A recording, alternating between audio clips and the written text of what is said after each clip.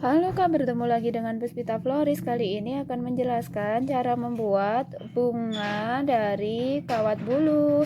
Simak videonya sampai akhir ya. Selamat menyaksikan.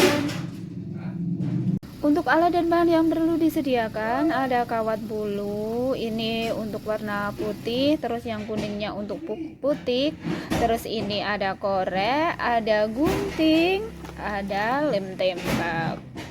Terus ada spidol, ini untuk uliran bunganya.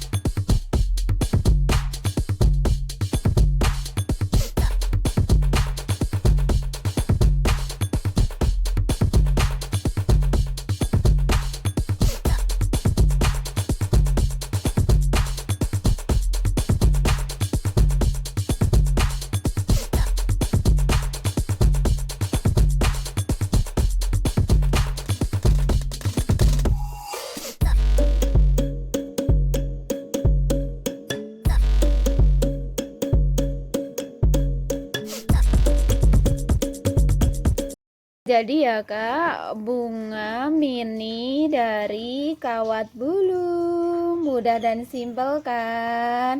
Selamat mencoba. Ini ya, ini biasa digunakan untuk isian buket atau untuk isian bunga meja mini.